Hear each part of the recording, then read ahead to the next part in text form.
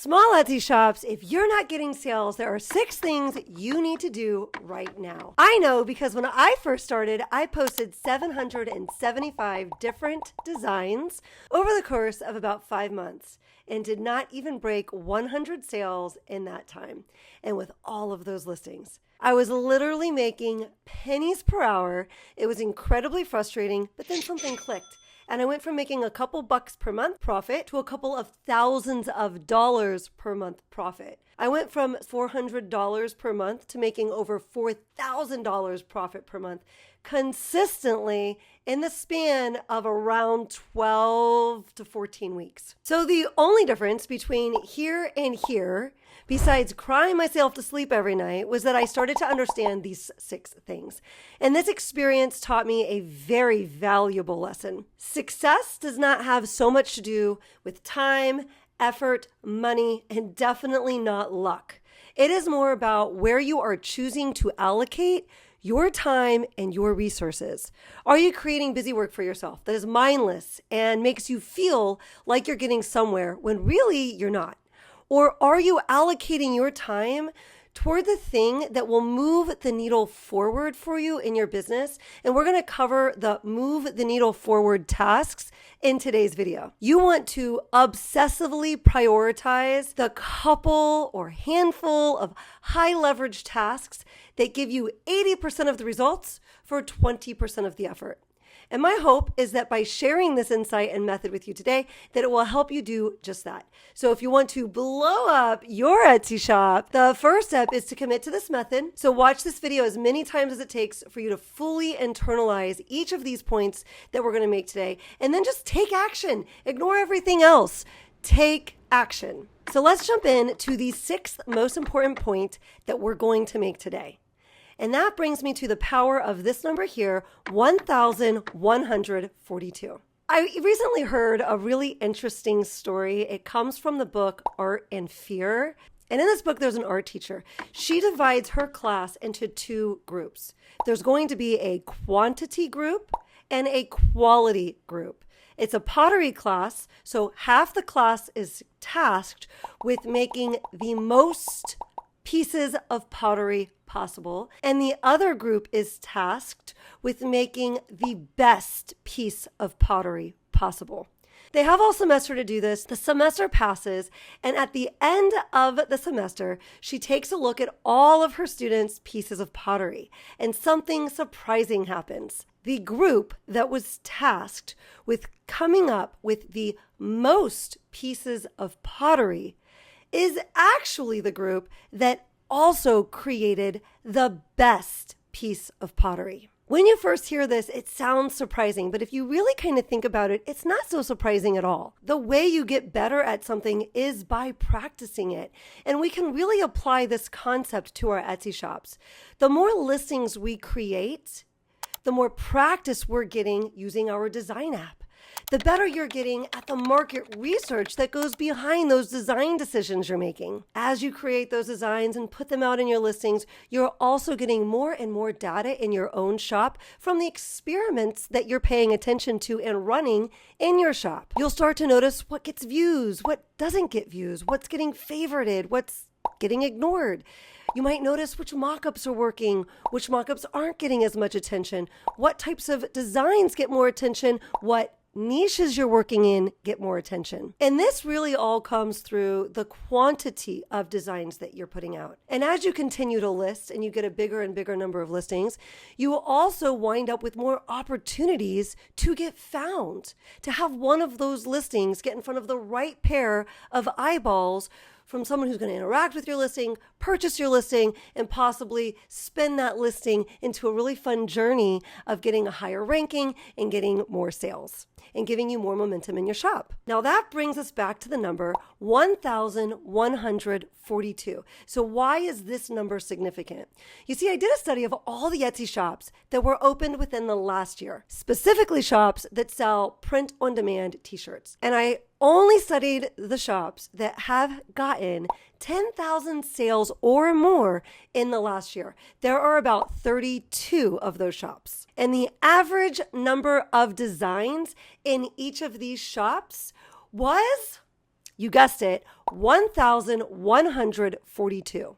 So I think that means we can pretty safely assume it takes right around 1,142 designs to be posted within around that time frame. Remember, I was looking at only shops open in the last year. So some of these were open 7 months to like 12 months. And this would suggest to me that you would need to list an average of that many designs in that short amount of time in order to accelerate your momentum in your shop, get good enough with your designs, and actually start seeing those sales. Again, all 32 of those shops had just around 10,000 sales. Now, side note here, remember this was an average. 1,142 is an average. The shop with the least amount of listings that I studied here was 500, and the shop with the most amount that had this kind of growth was 2,300. So looking at the data I just shared here, I think we can clearly see that posting designs frequently in our Etsy shops is a very significant step in growing our online businesses. And that is why it's going to be the sixth most important step in our method today. And on top of helping you create better designs, listing designs frequently in your Etsy shop is also going to give you a better chance to be discovered in search results on Etsy. So let's think about this for a second. Let's nerd out on the math for just a sec. Because I do feel like a lot of people will hear someone else's success story and go, well, geez, it took them 6 months. And here I am, I'm 6 months in and I'm not getting that kind of success. Or it took them 18 months and here I am, I'm way behind them. And somehow people think so often that there's a linear relationship here. The longer you're on Etsy, the more sales you're supposed to make. But you don't know how consistently and how frequently someone has been listing designs in their shop to help them achieve that success. So let's nerd out in the math here for just a second. Let's assume you post 3 designs a week. That gives you 156 chances to be found for the year. Let's say you bump that up and instead of doing 3 designs per week, you do 50 designs per week. Please do notice that I'm using the word design and not listing.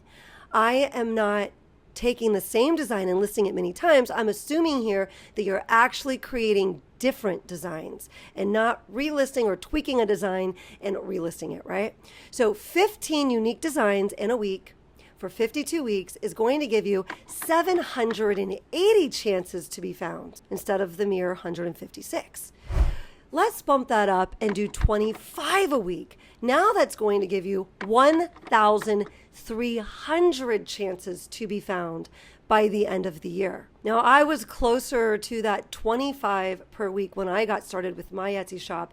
I was probably averaging something between 20 and 30 a week. And I think we can agree that 1,300 chances to be found is a whole heck of a lot more than 156 chances to be found.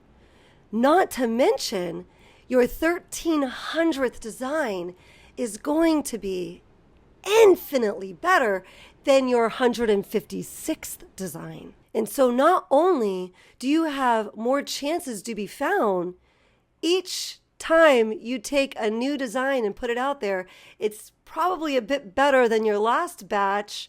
And so you're constantly putting better stuff out there over time that could possibly be found. While practice may not make perfect, as we always hear the phrase go, practice makes perfect, practice does make progress. And that is all it takes to get your Etsy shop going, for your practice to lead to progress. Now, if you are the type of person that is trying to create that perfect piece of pottery, go down in the comments and just comment perfect pot. And if you are the type of person that is embracing the concept of, okay, I'm going to have to put a lot of pots out there to perfect this before I have my perfect pot, then go down and comment lots of pots. The 5th step or concept in our method today is going to be consistency. And you might be thinking, well, we just talked about consistency. We're consistently listing. Yes, but we kind of more referred to that as frequency. Frequently adding listings to our shop. So we're going to dig in a little more deeply with consistency. We are going to be consistent to train the algorithm. With consistency, we don't only want to be consistently listing week after week in our shop, but we also want to be coming back to those same niches over and over again so you can build momentum in those particular niches. This is actually going to do a couple of things for you, and this is absolutely 100% how I was able to muster up momentum in my own shop. When you are coming back to the same niches over and over again, there's a couple things going on. First, you're researching those niches over and over again. You will start to notice, and it's not going to be the first month that you're researching, and all researching is going in and looking at bestsellers regularly. Don't do it every 3 weeks. Do it every day for a few minutes. Go back a couple of pages. You'll start to see when something new pops up. And if you're working with like 2 or 3 different niches, maybe even 4 niches, you might see something new pop up in one niche, like maybe you're in the nurse niche. You'll see something new pop up over there, and then you'll be like, oh, no one's doing this over in the teacher niche yet, because you're doing those bestseller searches every day, and you'll very quickly start to see where there's gaps in one niche where there's bestsellers in another niche. And that'll make you go, oh, well, wait a second, I can go use this strategy or this type of design element over here and bring it over to this other niche that I'm working in. That has really been a big way of how I've helped myself add value to the market as I've grown my shop. And when you are studying the same niches regularly, that will be much more obvious to you. You just become a much better expert on those niches and what's happening within those niches and how to add value to those niches. Also helps the algorithm figure out what you might know a thing about. It helps the algorithm identify the customer types that are going to enjoy your listings. Also gives those customers, once they've clicked in, more to choose from, and the more from this shop section that's underneath your listing. When someone clicks into your listing, they're in search results, they see your listing, they're like, ooh, I love that. And they go click on it. They're shopping. They might not be ready to purchase yet. They go in, they're looking at your design. And most of us are going to scroll through and see any reviews from your shop if you have any. And then right under that, it's going to say more from this shop. You want more items that are similar to the one that you're showing, or at least from that niche. You want more items from your shop to pull up and be visible there. Because if not, right under that are going to be more items from other shops that shopper might be interested in. And you might very well lose them once they're down there, because they might click into something else that's more similar to the one that they clicked in from your shop, but because you didn't have any other options from your niche, now something else caught their eye and you've lost them. So a good example of this might be you have a design that has doodles in it. I'll show an example of a doodle type of design here now. This has been very popular in some niches, so it's good to carry it over into other niches at this point, right? Let's say you are in the soccer mom niche and you notice there's no doodle types of designs pulling up for the soccer mom niche, or at least not very many. So you create a doodle design for the soccer mom. You were only able to do that because you have become an expert in the soccer mom niche because you're always looking at the soccer mom niche. And maybe you're looking at the teacher niche or the bachelorette niche. Bachelorette niche is actually where I noticed the doodle types of designs getting popular first. And because we noticed that and you're in that niche, the bachelorette niche, you're like, ooh, let's go do some soccer mom designs with this doodle effect in it, or this doodle type of design in it. And because you're consistently listing and frequently listing, now you put multiple doodle types of soccer mom designs up. So when someone clicks into your listing, they see lots of other options in the bottom that are very similar to the one that you already have. Different layouts and different looks, maybe different phrases, but still a doodly look to them. So even better, now they've got really great options from your shop down in the more from this shop section before they get distracted from your shop and wind up clicking into someone else's. Now, before we move on to our next point, I should point out that it is okay to experiment. Have those couple of niches that you really want to get into that you're going to spend a few months really taking stabs at. For me, the teacher niche was one of these, and I did spend a good 7 months consistently adding to the teacher niche before I really got into it. And boy, am I glad that I put that sweat equity into the teacher niche, because it has become a huge moneymaker niche for me. Are you willing to put that kind of sweat equity into your shop and into maybe a couple of niches that you are passionate about or that you think could be really profitable? But with all that being said, you are allowed to experiment with other niches too.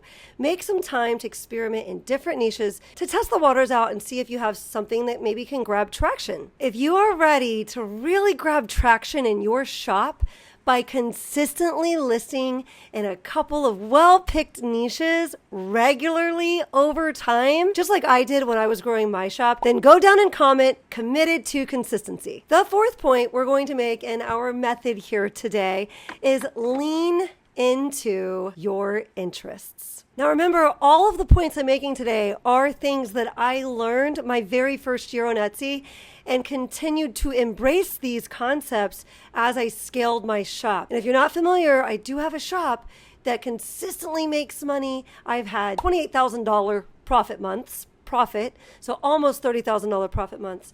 And I've consistently pulled in over $150,000, $160,000 profit per year. So leaning into your interests, these are your superpowers. You will have more insights here, and it will give you a little extra oomph in the beginning when you are trying to get your feet wet with researching.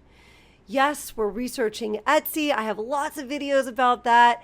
I'll leave a playlist linked down below if you want to really dig into that. But on top of what you see trending on Etsy while you're trying to learn how to do the research, you'll also know what you're looking for in that niche. For me, I did this with the Jeep Girl niche. Don't do that, it's trademarked. I had to take all of that out of my shop. I did this with the teacher niche also, and I grabbed traction in both of these niches. Of course, these were niches that I chose to work in consistently over time, and I frequently listed in them week after week for months. But they did start to earn me money very regularly. And I am a Jeep girl and I am a teacher. So I knew what I was looking for. And many of the first shirts that I created, I was making because I wanted to wear them. Now, you don't want to embrace the strategy of only making things that you think are interesting. You have to start learning how to do the research, or you're really going to cap how well you could do on Etsy. You have to make things people want to buy, and not just some people. You want to make the things the majority of people are wanting to buy. That's where big sales come in. But the very first things I designed that sold were things that I wanted to wear for myself. The very first thing I sold in the teacher niche was something that I wanted to wear in my own classroom as I was coming back to the classroom after being shut down because of COVID. And the very first thing I sold in the Jeep Girl niche was something that I wanted to wear and didn't see it out there. I remember seeing really cute, like flirty tops with like kissy lips on it with like a word in the middle. But I wanted the big kissy lips with the words Jeep Girl in the middle. And I, of course, made that for myself and then posted it in my shop, and I sold several of those because other Jeep girls wanted something like that too. And I had pulled something that I saw was cute from another niche on other designs and pulled it over into a niche that I was working in and that I was interested in also, and saw that little gap in the market there, that was not yet available there. If you see value in this tip, go down and comment interest dash and then tell us one of your interests. What's something that you like to do and maybe you'd consider listing in your shop, because it's going to be something that you're going to have a superpower in. You're going to know more about it than the other sellers on Etsy might know about it. On your way down there, if you feel like I'm providing value to you by sharing these experiences and these insights with you, take a second to boop the like button. And if you want to see me pop up in your feed more often or more content like this, then take a second to subscribe. We'd love to have you around here more often. All right, we're getting to the better and better and better things here. The third point in our method here is going to be get the momentum pendulum swinging. Everything we've talked about so far is really working together.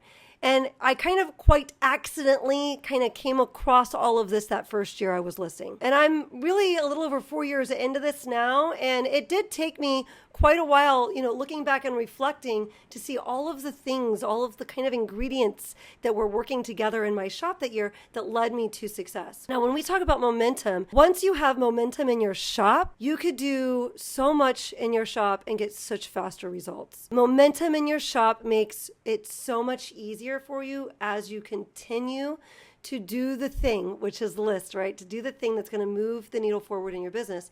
In the beginning, it feels like it's never going to work. There's absolutely no momentum and you have to create it. And momentum is not created with 1 or 2 listings or 100 or 200 listings usually in the print on demand space. That's just not usually how it goes there. be very rare for something like that to happen. Probably would only happen if you got momentum in another shop because of all of these things we've talked about. And then you could come and start a new shop with all of this knowledge a lot faster. But in a first shop, all of these things are really working together, and it takes time to learn how to build momentum. Personally, in my shop, the very first niche I built momentum in was the Jeep Girl niche. Now, this is what's so interesting about this. I had to take everything out of my shop that was Jeep Girl related, all of it. So I felt like I was killing my shop because Jeep Girl is obviously trademarked. You're not allowed to do that, but I didn't realize that when I got started. It was just one of my personal interests, and so I went hard there. And so once I realized I had to take everything out, my shop was just starting to make regular sales, and I was devastated that they all had to come out, but I had gained momentum in this niche. Now, at the same time, there's a couple things happening here that kind of were the perfect storm for what was about to happen, but one of them was momentum. So I'm going to describe all of the little factors here so you understand what was working for me in my favor at this moment. I had to take all the Jeep Girl stuff out. I got hit with an infringement, and then I couldn't wait on it anymore. I was beside myself with this decision of, do I take it out? Do I change the listings and take Jeep Girl out? If you're in the same predicament, just take it all out. You'll recover. You'll gain momentum somewhere else, wherever you decide to consistently list. When I took all the Jeep Girl stuff out, I was certain my shop was going to plummet, but I had been regularly adding to the teacher niche, and I was making some sales there.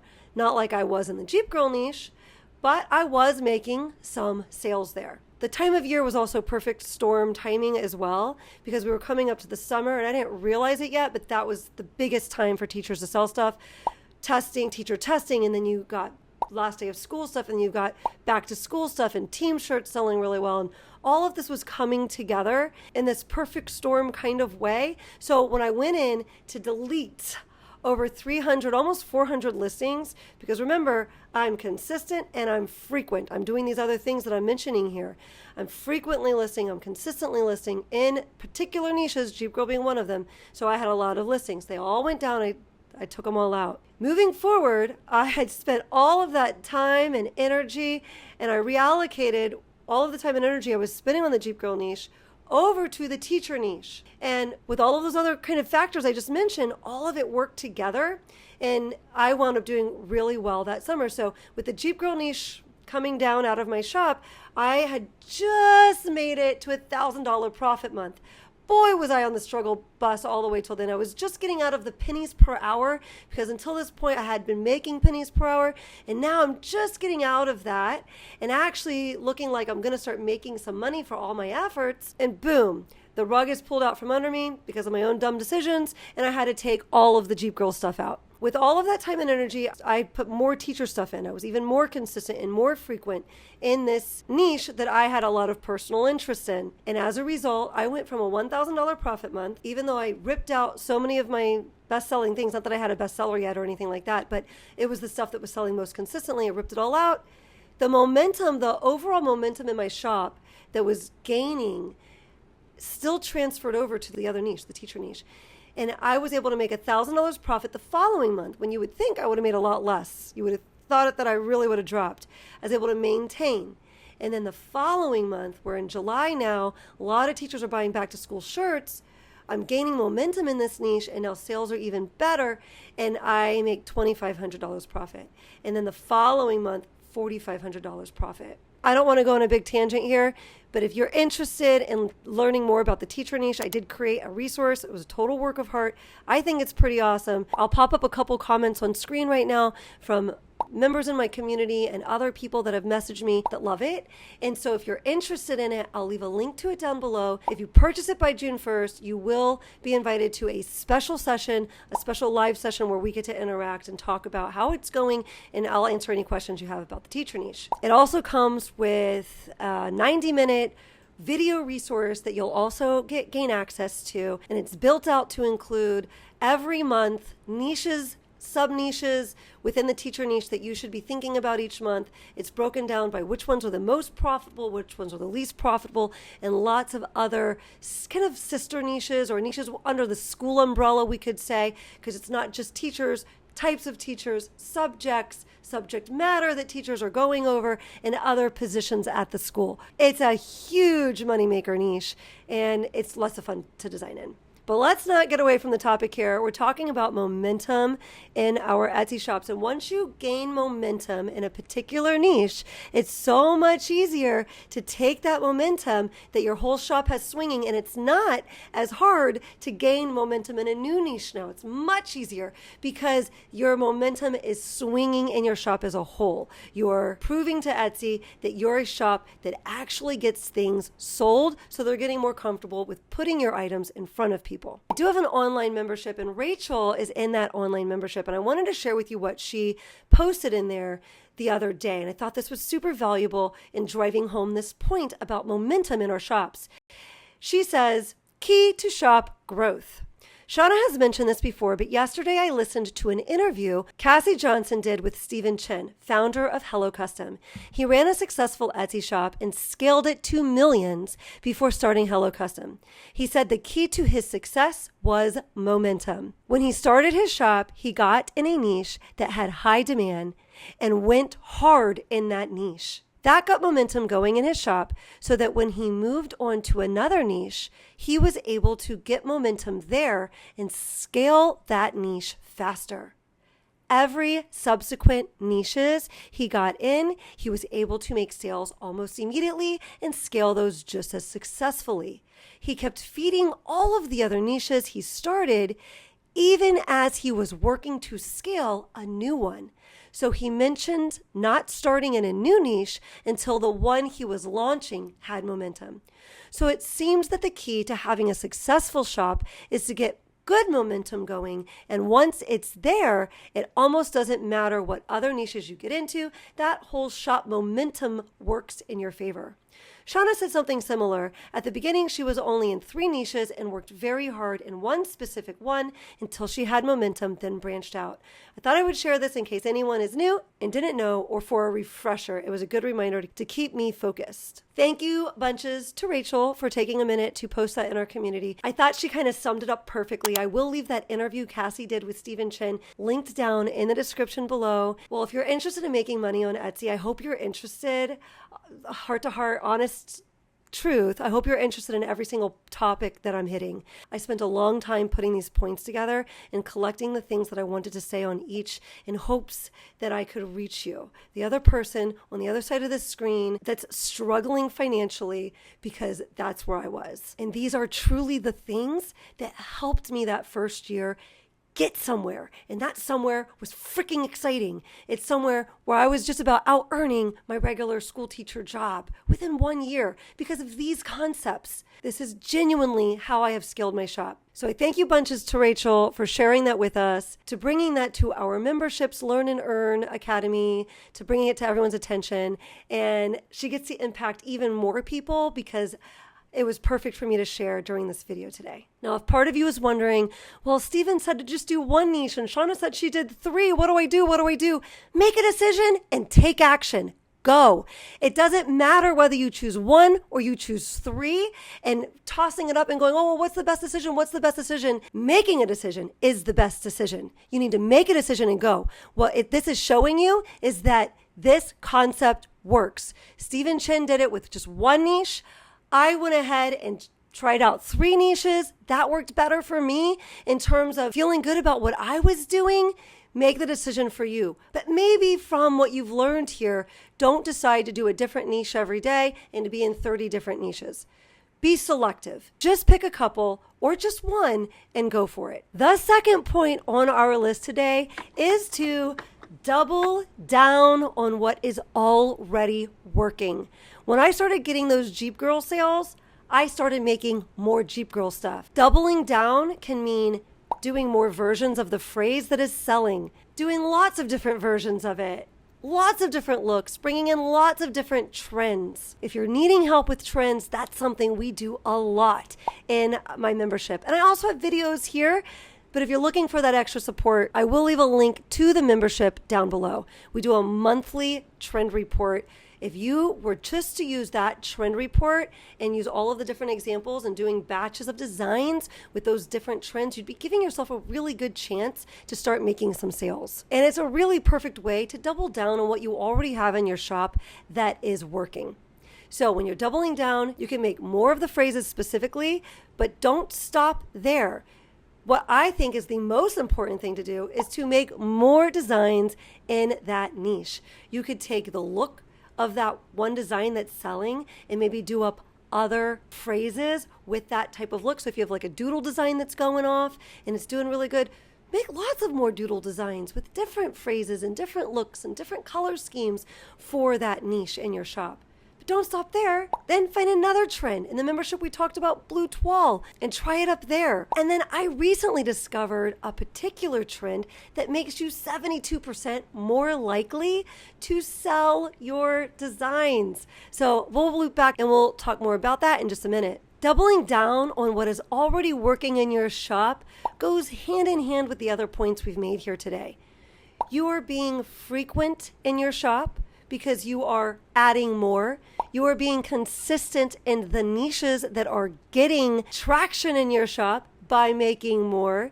You are adding more to those sections at the bottom of your shop that show you have more in your shop. You are becoming a bigger expert in that area or that niche on Etsy because of all the research that you're doing on it. And you're certainly adding to the momentum that you're getting going in your shop. And the first step in this method, or the first concept in this method, and even though I've counted back from sixth to first, I wouldn't say any of these concepts we've talked about today, that any one of them is more important than another. All 6 of these things were very much entwined in my first year journey, and really every year since then. I'm in my 4th year of Etsy now. In my first year, conquering mindset, really my first probably like 2.5 years, conquering mindset was constant. Shauna, what if you can't do this? Shauna, what if you're wasting your time? Because a ton of time was being dumped into Etsy. I'm sure if you're working on Etsy, you can relate to that. It takes such a time dump in the beginning before you start getting compensated for that. And this was very businessy. I'd never owned my own business before. Like, am I smart enough to own my own business? Am I an entrepreneur? Really, Shauna, what are you doing? You think you're an entrepreneur? These are the things that were going through my mind. Does this even work, Shauna? Are you listening to YouTubers that are telling you the truth, Shauna? All of these things. Maybe this works for other people, but it's not going to work for you. All of these things were things that were going through my mind and were very difficult to break through. It created a lot of anxiety in me. You know, I had such hope that this was going to work. And in the beginning, all I wanted was to make what I was making tutoring, which was like around $900 to $1,000 a month. That's what I wanted to make with my Etsy shop so that I wouldn't have to tutor anymore. But as I got more and more into it and kept listening to content and understood what was possible and heard interviews with people who were making it work, and I was like, oh my gosh, if they can do that, maybe I can do that too. And so the mindset became really, really important to lean into a positive mindset so that I wouldn't give up too early. I think this is a powerful concept, and I'm getting kind of emotional talking about it with you. We want to be best friends to ourselves. We want to say encouraging things to ourselves. And this shouldn't be just with Etsy related things. This should be with all things. We should always be kind to ourselves. We should be our biggest cheerleaders, and we should be pumping ourselves up with encouragement. I'm not going to go into this topic any further now because I do feel like I'll get emotional about it, but I will leave an interview that I did with, Hannah Gardner did an interview with me, and I'll leave that interview linked down below where I do share a little bit more, quite by accident, on this topic. I did tease you earlier that I knew a way to make you 72% more likely to sell your designs. And I'm not kidding. I know a way to make you 72% more likely to sell your designs. But we don't have time to go into that right now. So I'll cover that in this video that I'm linking next. But of course, don't head over there until after that tip from Tucker. Tucker, take it away.